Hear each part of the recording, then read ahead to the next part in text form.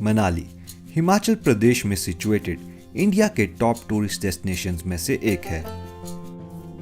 Mighty Himalayas की गोद में बसा ये शहर अपनी प्राकृतिक खूबसूरती और साथ ही अपनी एडवेंचर एक्टिविटीज के लिए जाना जाता है।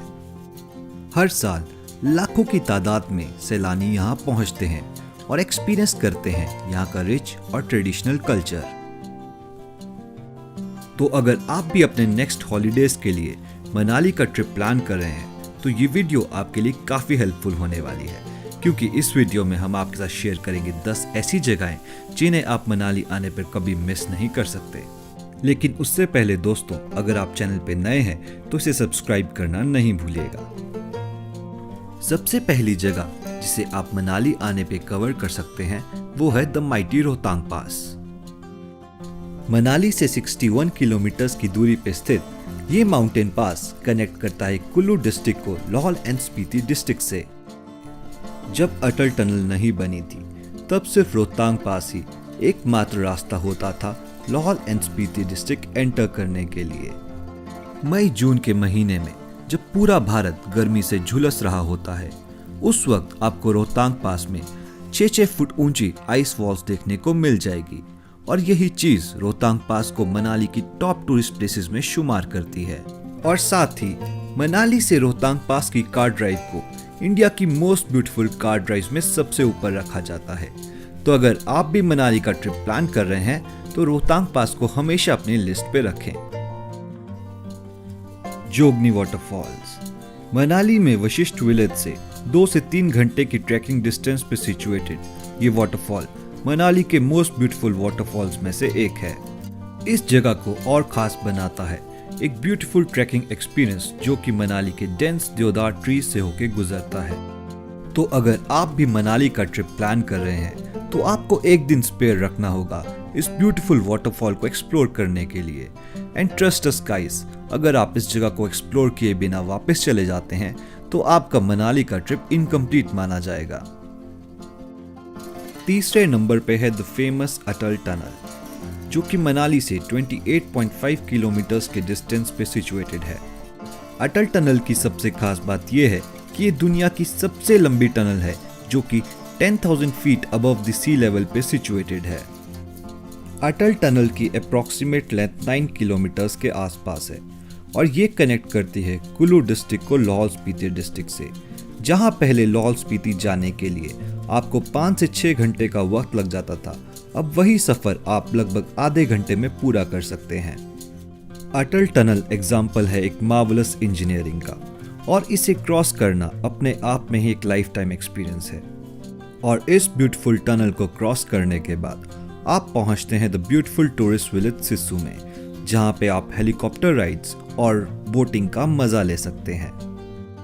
चौथे नंबर पे है अंजनी महादेव, जो कि मनाली में सोलांग वैली से आधे घंटे से 1 घंटे के ट्रैकिंग डिस्टेंस पे सिचुएटेड है। अंजनी महादेव मनाली की टॉप अनएक्सप्लोर्ड टूरिस्ट डेस्टिनेशंस में आता है, क्योंकि मैक्सिमम लोग सोलांग वैली और मनाली तो घूमते ही हैं लेकिन इस जगह को स्किप कर जाते हैं। तो अगर आप भी मनाली या फिर सोलांग वैली का ट्रिप प्लान कर रहे हैं तो इस जगह को अपनी विश लिस्ट में जरूर डाल लेना, क्योंकि ये एक बिगनर ट्रैक होने के साथ साथ एक स्पिरिचुअल डेस्टिनेशन भी है और यहाँ पे आप लॉर्ड शिवाजी के टेम्पल के दर्शन भी कर सकते हैं। और यहाँ की सबसे खास बात है यहाँ की शिवलिंग, जिस पे एक वाटरफॉल से नेचुरली पानी गिरता है। नेक्स्ट डेस्टिनेशन जिसे आप मनाली में रह के कवर कर सकते हैं वो है द सेथन विलेज, जिसे इग्लू विलेज के नाम से भी जाना जाता है। मनाली से सेथन लगभग 14 किलोमीटर की दूरी पे सिचुएटेड है और ये वही विलेज है जहां पर सबसे पहले इग्लूज बनाए गए थे और उसके बाद इस विलेज को इतना फेम मिला कि आज ये मनाली की टॉप टूरिस्ट डेस्टिनेशंस में आता है। तो अगर आप भी मनाली में आके एक बेहतरीन स्नो का एक्सपीरियंस लेना चाहते हैं तो सेथन विलेज आपके लिए परफेक्ट डेस्टिनेशन रहेगी। और इसके साथ साथ आप यहाँ पे एडवेंचर एक्टिविटीज जैसे कि स्नो स्लाइडिंग, स्कीइंग और स्नो बाइकिंग का आनंद भी ले सकते हैं।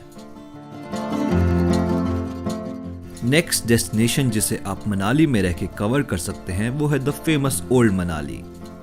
ओल्ड मनाली की सबसे खास बात है यहाँ की ग्रेफिटी लेन्स और कैफेज ओल्ड मनाली में आपको मनाली के सबसे बेहतरीन कैफेज मिलेंगे, चाहे वो सनशाइन कैफे हो या फिर लेजी डॉग।